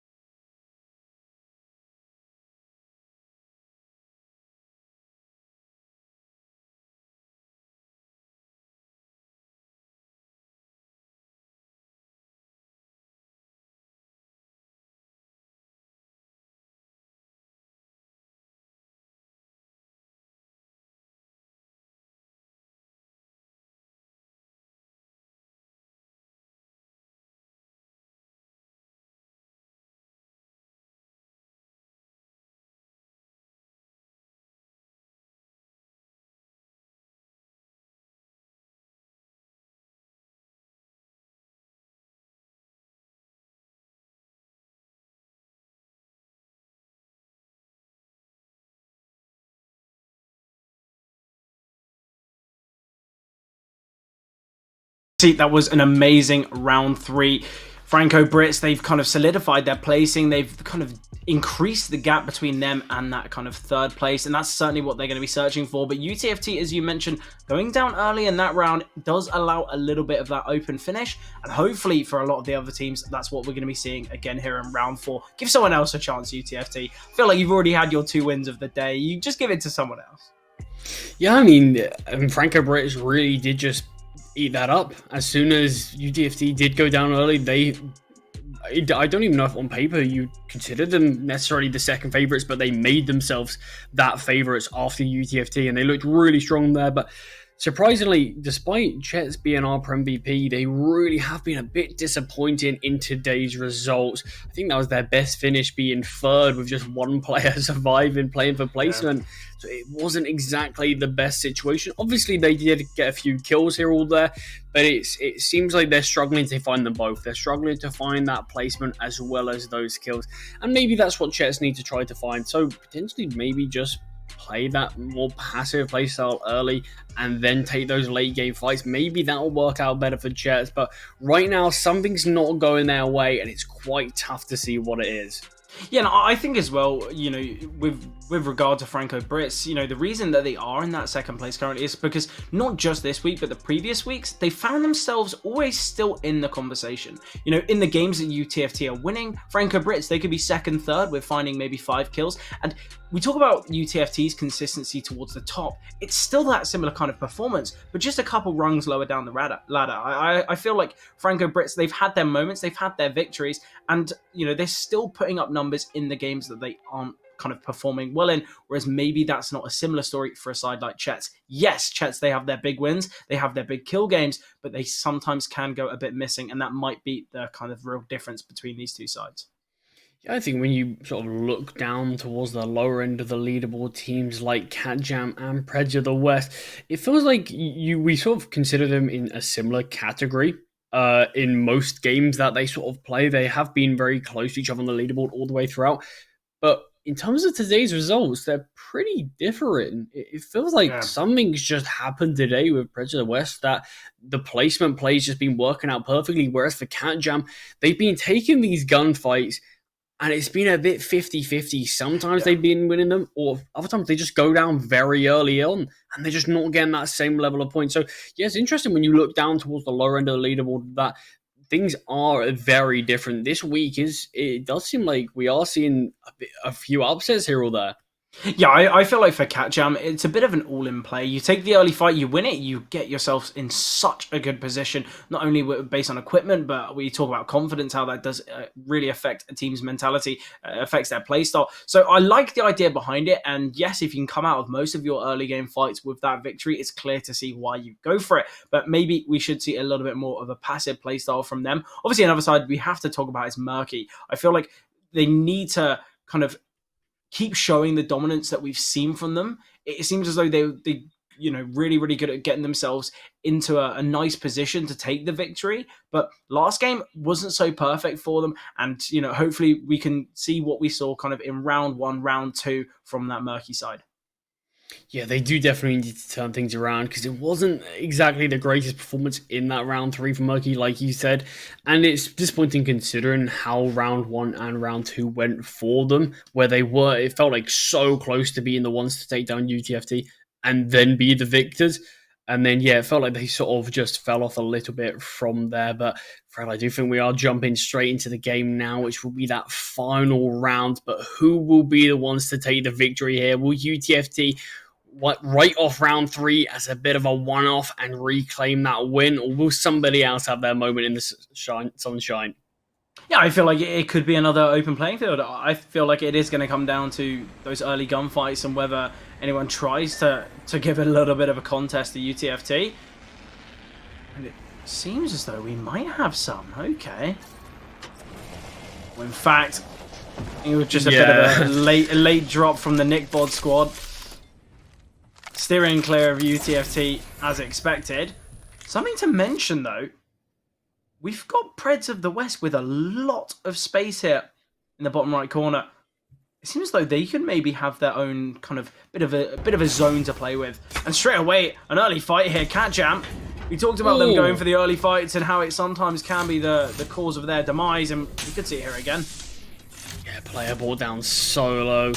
They use these shield cells, but I mean, they're not really using it on much of a shield, so it feels like with such minimal health, they could go down very early, and Franco Brits are pushing. One's been dropped, and the second surely soon to follow. Cat Jam, this is what we mentioned in the pre-game.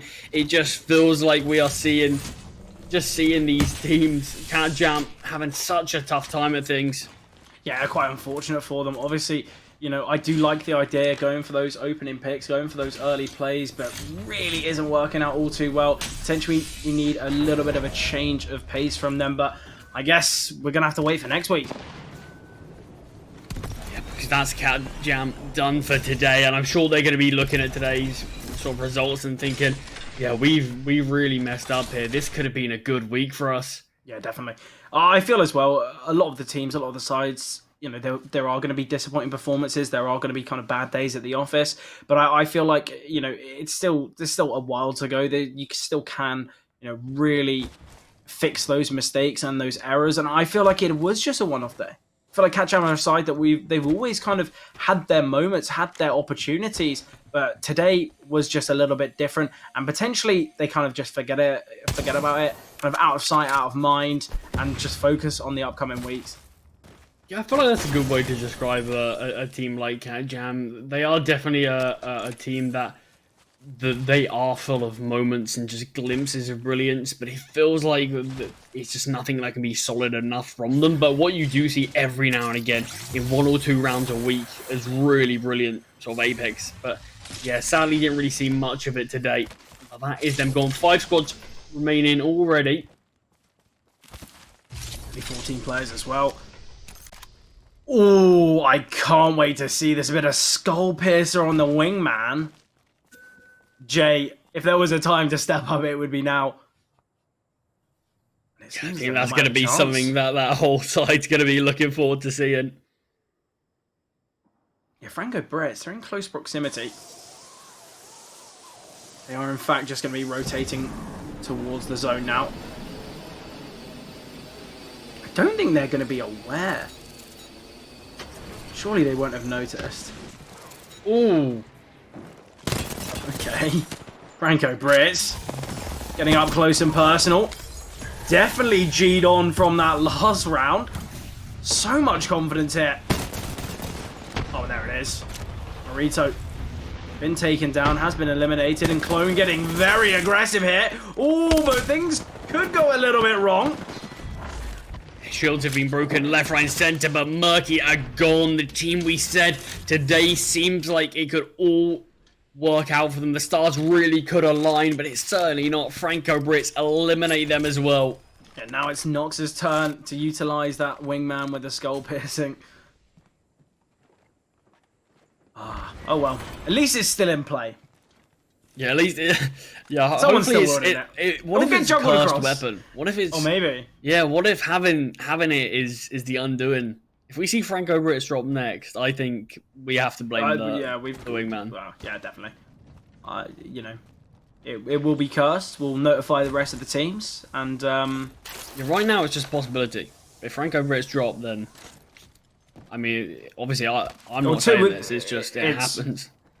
Yeah, it's realistically the chances of that. You know, it has to be kind of a bit of witchcraft going on. Jets might be hoping for a bit of witchcraft here if they're looking to get that W. Top 4 right now, but it's a long way to go if they want to actually get the final round's victory. Obviously, haven't seen anything from Prince of the West just yet, but we're used to that. Oh, we don't see them until the final 10 seconds. Yeah. UTFT, though, they are still here. They are knocking around. They haven't had much action yet. In fact, haven't had any action. In a bit of a quiet start from them, but we know that a lot of the time they do just like to have those slower starts to make sure they are fully ready for these gunfights. I mean, you can see look at Tax's shields, 20 in the reserve there.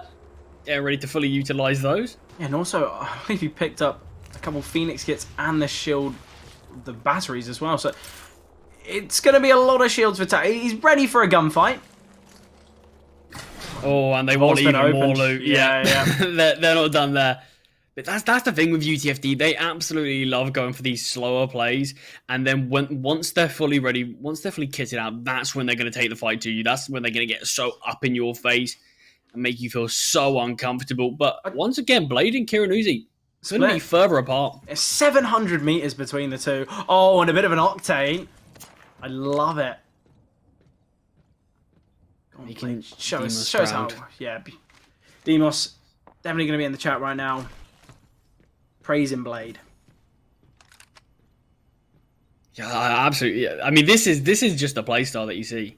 Get a bit of information, and then just sort of play around that. Okay, this play's over there. Let's run in the opposite direction. Exactly. I could take the fight, or I could borrow myself away. I would hate if Blade actually took that fight. That is very long range. I don't think you'd ever be able to find anything from that. But yeah, I don't think the skull piercing round's even taking them down at that range. Yeah. Still just these. Ooh, they're gonna be. Ooh, yeah. Blade. I think he's already on his bike. I think he's already trying to get out of there. Oh, injected himself with those. Oh, he hasn't. Oh, Blade, you got to get yourself out of here. I think he spotted one, scurrying away here, and this is Octane for you. Yeah, a little bit of chip damage there at the end, but the bullet's not fully connected. The interesting thing is, are we going to see Chet's fully commit for this? Are they going to hunt for this one kill? Will they be able to catch him? I have spotted him. That would be the interesting thing. Blade is... Oh, he's getting himself out of there. Getting some decent distance for now. And look at this. Whilst they've been chasing Blade, they've got another side to think about. Chet's in a tough position now. Or between a bit of a rock and a hard place. Yeah, Valkyrie missiles making things a bit awkward, but yeah, one of these two teams are falling here. Coach has already dropped. Nickbot taking so much damage.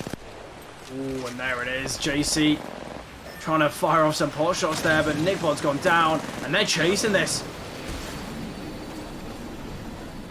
It's gonna be so exciting. All of them. They want to fully take this team out of it.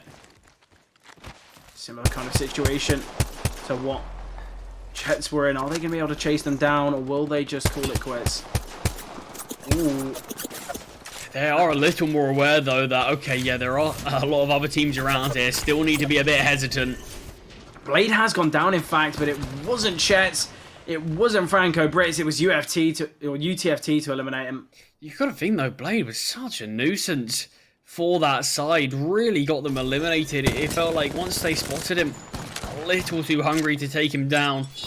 And I think as well, he's Octane. I feel like such a tough legend to try and chase. Is it really worth it? Yeah, I mean, Franco Brits are definitely going to say it is. Got a couple of kills out of it, almost eliminated a squad, but no one's gone down just yet.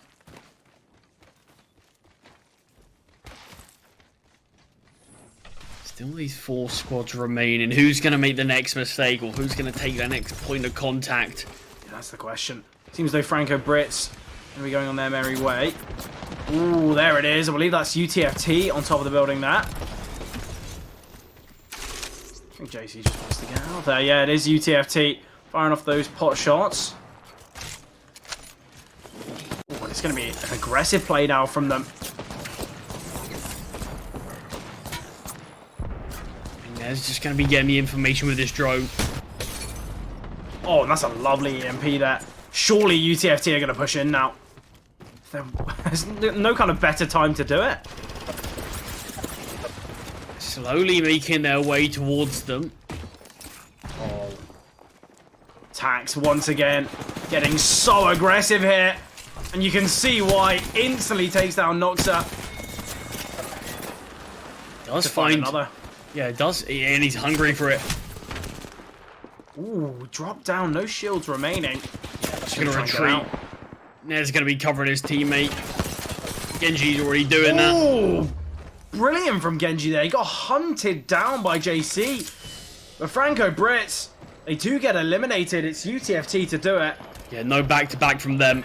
UTFT definitely took a lot of damage from that Franco Brits roster, but once again, coming out on top, it just feels like they know the perfect times. Okay, I should push now. I should play it safe here. It's just very well coordinated. I believe that's 3 squads remaining now. Obviously, Jets are still in it, but obviously losing coach, never going to make things easy. it's UTFT you're fighting against. You're in a disadvantaged situation. I think Jets are just going to be hoping for the final squad to emerge, try and deal some damage, but it's Kieran Uzi. He's going to be hiding in the corners. I don't think he's going to be kind of poking his head out of the rabbit hole until he's the ring forces him to, really. Yeah, exactly. So Jets, I don't know what they're going to be going for here, because they've got a tough task on their hands. I think they've just got to try and find an individual alone, bring it to a 2-on-2, and that's their only real chance. That's the really difficult things with UTFT, though. You rarely see them split apart enough where you can sort of catch one of them off, and here's the cavalry arriving, all 3 of them. Getting that information, EMP charging. I don't think it fully connects, but Tax pushing in. So much damage dealt there. And Tax once again operating as that entry, just time and time again, getting so aggressive. And sadly, for the Jets side, it's now going to be a 1 versus 3. They're just playing with their food there. Yeah, it really is. It's making things so just awkward on that Jets roster. Well, I believe his teammate in the meantime has just got out of dodge. Whatever they can to just get out of there. I think they realised, okay, yeah, my teammate's probably gone here. Is it safe to say UTFT are taking this one? It sort of feels like Jets needed to try to recruit Kieran Uzi. Yeah, get him in. Like, join us here. This is our only chance we can beat UTFT. Yeah, we'll protect you, and then out of, because we're 2, we get the win. Or sort of just like we'll split the victory. Yeah, we'll just split apart and then have a sort of 2-on-1 and see if you can do anything there. If not, at least we've eliminated UTFT. But once again, it feels like they had a bit of a rocky round 3, but UTFT looks like they could be straight back to their winning ways. 3 wins on the same day. Just a bit of information there from Nez. Seeing if you can spot anyone. Yeah, 3 wins in 1 day. That really would be unbelievable. Absolutely ridiculous. I feel like today's VP is quite easy to say if UTFT are able to take this, and Kieran Uzi can. Just a bunch of rocks. Did we expect much more though, Charlie? I don't know if we did. I think, yeah, this is sort of 98% of Kieran Uzi's gameplay. I feel like this needs a David Attenborough, kind of voiceover. Yeah, I think he'd be down to do it. Here we see Kieran I'm sure he Uzi. loves a bit of Apex. Oh, well, we all do. Yeah, I mean, look, you can see UTFT. They're pretty confident they've taken this one. Well, you can just see Tax has been doing this for about the last 3 minutes here. They're in a great position. Why move? Oh, this is a great camera angle here. Do you think Tax hits the double backflip, or no trampoline tricks? Was it get your little scoring cards out of 10? Oh, here we go. Oh, actually, they're movement's bored. happening. Yeah, they're hungry. They're ready for the hunt now. Using that Val Colt. Let's see if they spot anyone. I think they spotted Kieran Uzi. Oh, Kieran. Charging in on him. Just Nick dig was down. Not too far away, and all these players bombing down on him. They're coming to punch him to death. Oh, Kieran, run. Get yourself out of there. The nades aren't going to help you, mate. Oh, and there it is. Oh, that's a fun one to see. That's a level of BM I do love to see. UTFT, that is cheeky stuff. But Friends of the West, they can't sneak their way into second place here. But Nick Bond, let's see what he can do 1 versus 3. So you're going to get punched to death as well. Yeah, I think Nick Bond knows what's happening. Already aware of the outcome. Oh, this is painful to watch, Charlie. This is talking about playing with your food. This really is that. Get out the melee weapons. Oh. And there you have it. UTFT for round 4, winning 3 out of 4 rounds. That's unbelievable from that side. Yeah, that's kind of crazy. Obviously, today really has been their day. Seemed as though round 3 was a bit of an anomaly for them, but crazy stuff there from UTFT, and kind of really shows how the whole season's been for them. Kind of just playing with their food when it comes to it, but guess we'll have a little bit of a chit chat about that one after the break.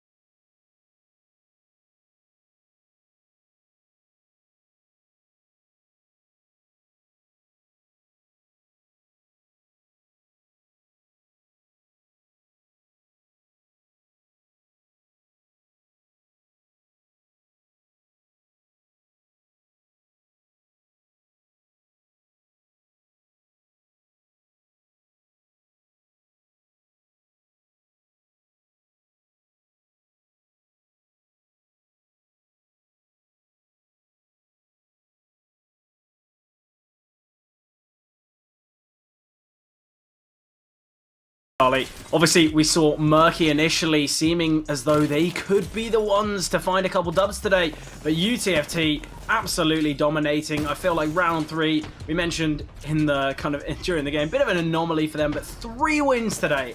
What a performance from these 3 individuals. Obviously, one of the games pretty much single-handedly won by Tax, but absolutely amazing stuff there from UTFT. Yeah, that final round, really hectic as well. Feels like we knew UTFT won it about 10 minutes before it actually ended. Just sort of Jets and Preds of the West just hiding, seeing which one of them could outlast. But it was Preds of the West to go down first, and here you have it, just sort of beating him to death.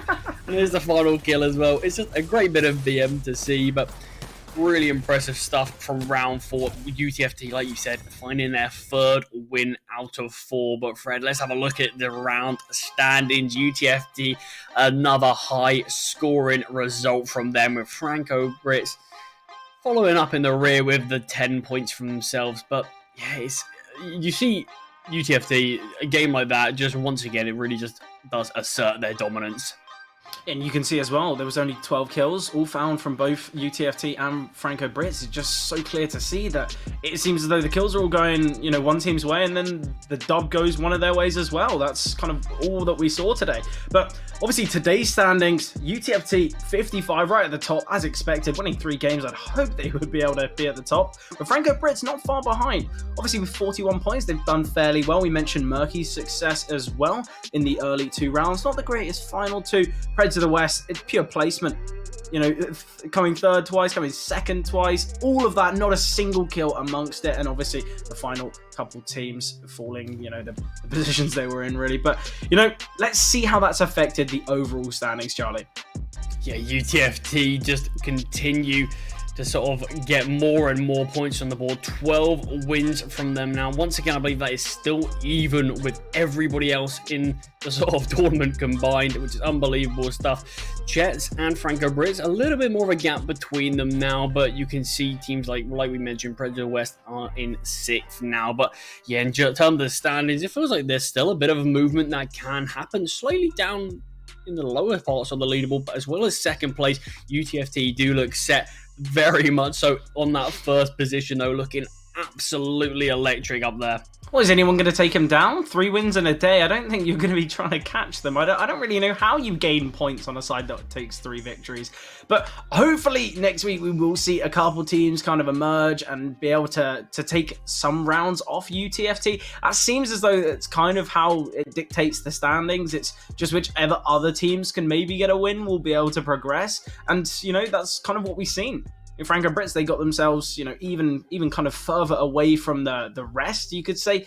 I wouldn't say closer to UTFT, though. There is still a massive point gap. But, a great day. I feel like we had everything. There was those early initial fights that we kind of didn't really expect with the limited team size. But, still had those early fights. Catjam, they were going for them quite a lot. Didn't work out all too well. We mentioned Catjam, potentially not the best weeks for them, but they still have something to say, and I reckon next week it could be that.